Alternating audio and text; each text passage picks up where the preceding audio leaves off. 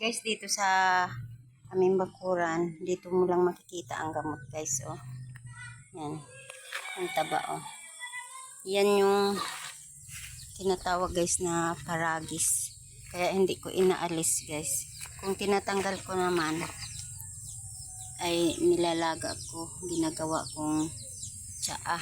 Yan, oh. Ang dami. Sayang kasi, guys. Yan yung nagpagaling sa kamay kong naninigas, guys, dati. Yan, paragis. Ang taba, diba? Maglalaga nga ako ngayon, guys. Yan, ito na yung kinuha kong paragis, guys. Ilalaga ko na siya. Ito, guys, ay gamot sa maraming sakit, katulad ng namamanhid at naninigas na kamay. Observe ko talaga sarili ko ito, guys, dito gumaling. Ilang years kong ininda, tapos tatlong laga ko lang nito, guys, ay gumaling na yung kamay ko na nanigas.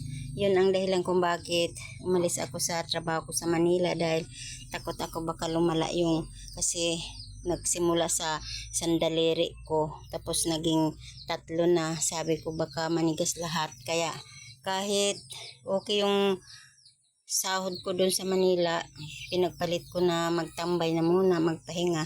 Tapos ipinahilot ko sa anak ko yung pinaalaga ko, pero hindi pa rin siya gumaling. Kaya nakita ko sa YouTube itong paragis na ito. Ayan, oh, yung paragis. Kung tawagin sa Masbate ay bagangan. Ang alam ko sa Masbate, guys, nalalaman ko dun sa lola ko at lolo, gamot talaga ito, pero hindi ko alam kung sa anong gamot. Pero marami, sa lagnat, sa kabag, sa lamig-lamig, yung pasmado na katawan. Yan. Observe ko ito, guys, pasmado kasi yung aking kamay dahil nagluluto ako, guys. Ang dami kong niluluto sa araw-araw. Doon sa kay Francisco Doki, yung dating si DOH secretary. Doon ako dati nagkukusinera. Tapos yun, umalis ako doon kasi napapasmo na yung aking kamay. Dahil ang dami ko niluluto, tapos maghuhugas pa ako ng mga hugasan pagkatapos. Kaya yun, natuklasan ko ito.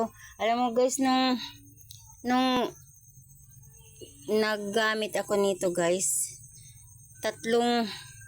unang araw, pangalawang araw, nakaramdam ako ng mas sumakit.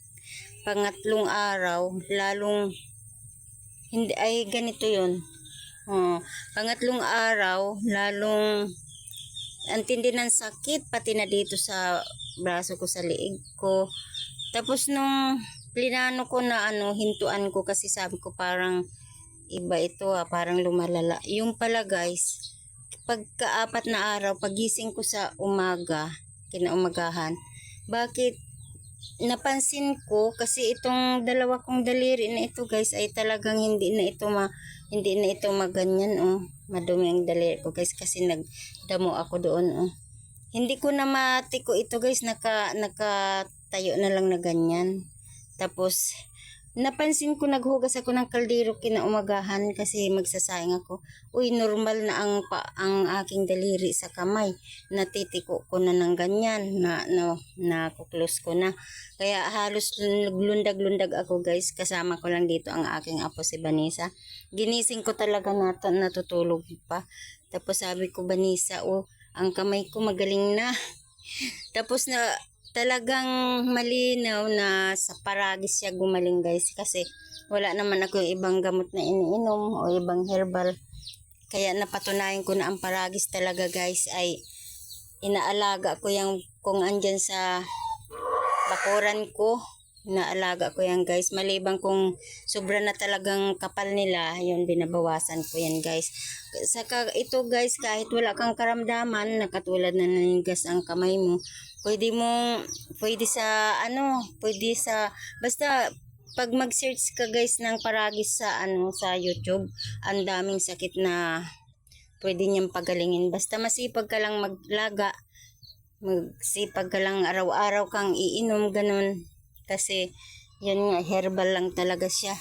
Kaya yun, inalaga ko na, minahal ko na ito, guys, na dati ay tinatabas ko lang. Ngayon, mas mabisa siya guys pag kasama ang ugat. Katulad niyan, no? Ang ugat. Pero nung time na gumaling ang kamay ko guys, ito lang ang hindi ko sinamahan ng ugat dahil hindi ko nga pinapatay yung paragis ko dati. Pabawas-bawas lang ako dito sa dahon. Pero nung dumami na ng dumami, yun, sinasamahan ko na ng ugat kasi nasasayang din naman. Tumatanda din siya guys, lumalanta ito pag matanda na. Kaya kailangan, pwede itong gawing tsaa sa araw-araw. Gamot sa mga lamig-lamig, yun. Okay, thank you guys. Salamat sa panonood. Bye-bye.